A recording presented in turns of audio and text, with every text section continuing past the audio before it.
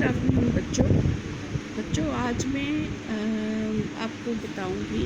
आज जो हम लेसन पढ़ेंगे आज से वो है how days and nights are formed. दिन और रात कैसे बनते हैं।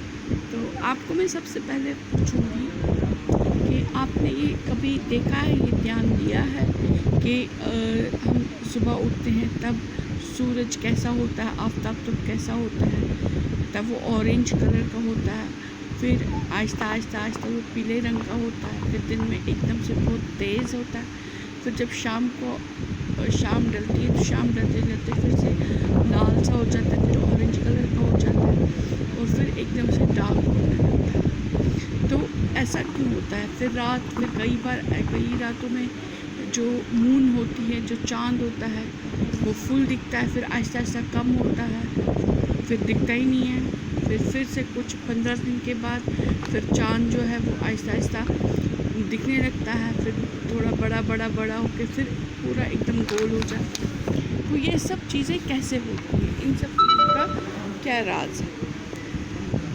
तो आपको मैं एक सिंपल एक्सपेरिमेंट बताऊंगी, सिंपल सी एक एक्टिविटी बताऊंगी। आप क्या करना, आप घर में एक टॉर्च ले लेना और एक बॉल ले लेना, ठीक है।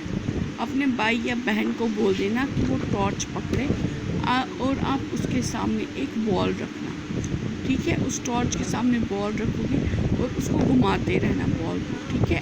ऐसे घुमाते रहना बॉल को, ऐसे जैसे ये आप समझो ये बॉल है, ऐसे इसको घुमाते रहना, ठीक है। ऐसे घुमाते रहना। जब वो ऐसे घूमेगी तो आप देखोगे जो साइड टॉर्च की तरफ होगा उस पर रोशनी होगी और जो साइड टॉर्च की तरफ नहीं होगा उसके अपोजिट, उसके पीछे वाला साइड होगा, उधर अंधेरा होगा, ठीक है। ये आपको पता है ऐसा क्यों होता है? ऐसा इसलिए होता है क्योंकि आप उसको घुमा रहे हो। ये तो आपको बात समझ में आ गई, ये आप घुमा रहे हो, उस वजह से जिस साइड पे रोशनी पड़ी वो रोशनी में दिखता है और जिस साइड पे रोशनी नहीं पड़ी तो वहाँ अंधेरा दिखता है, वहाँ काला दिखता है। यही चीज़ हमारे अर्थ के साथ भी होती है, ठीक है। चूँकि हमारी अर्थ थोड़ी सी टिल्ट होती है 23 डिग्री पे, थोड़ी सी वो जो हमारी अर्थ है ये गोल है, स्फीयर है, एक बॉल की तरह है, लेकिन ये बिल्कुल स्ट्रेट नहीं है, ये थोड़ी मुड़ी हुई है। और ये हमने इमेजिनरी एक्सिस है इसकी, एक्सिस इन सेंस कि सच में दो डंडे नहीं होते हैं, इसके बीच में एक डंडा नहीं होता है, वो इमेजिनरी होता है कि ये हम समझते हैं कि ऐसा है। और अगर हम समझेंगे कि ये ऐसा है तो फिर हम देखेंगे कि वो जो है वो जो थोड़ा सा टेढ़ी हुई है अर्थ हमारी, वो 23 डिग्री पे 23 डिग्रीज पे वो थोड़ी टेढ़ी है। जैसे कि आप ग्लोब भी अगर देखोगे, ग्लोब पे भी आपने देखा होगा, ग्लोब पे भी जो ग्लोब बना होता है उस पे भी अर्थ थोड़ी टेढ़ी दिखती है ना। ऐसे होता है ग्लोब पे भी।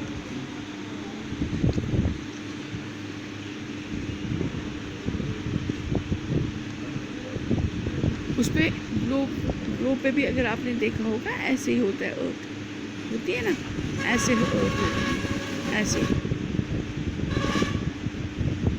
ये ग्लोब है तो इसके इर्द गिर्द अर्थ घूमती है, लेकिन ये अर्थ का जो मॉडल है, ग्लोब अर्थ का मॉडल होता है, तो लेकिन वो सीधा नहीं है, उस पर भी वो टेढ़ा ही है और वो भी 23 डिग्रीज पे। तो सेम वही चीज़ होती है। तो अब क्या होता है, अब जो ये सन है ये घूमता नहीं है, ये स्टेशनरी होता है। तो अर्थ जब अपनी एक्सिस पे घूमती है उसको कहते हैं, अर्थ के घूमने को कहते हैं रोटेशन। क्या कहते हैं? रोटेशन। तो जब ये रोटेट करती है अपनी एक्सिस पे, ये अपनी जो ये एक्सिस की इमेजिनरी लाइन, तो इसमें ऐसे घूमती रहती है, ऐसे घूमती रहती है। तो जब ये जिस साइड पे ये सन की तरफ फेस करके होती है, सूरज की तरफ फेस करके होती है, उस साइड पे रोशनी होती है, और उस साइड पे रोशनी होती है तो उधर दिन होता है, और जिधर से रोशनी नहीं होती है उधर रात होती है।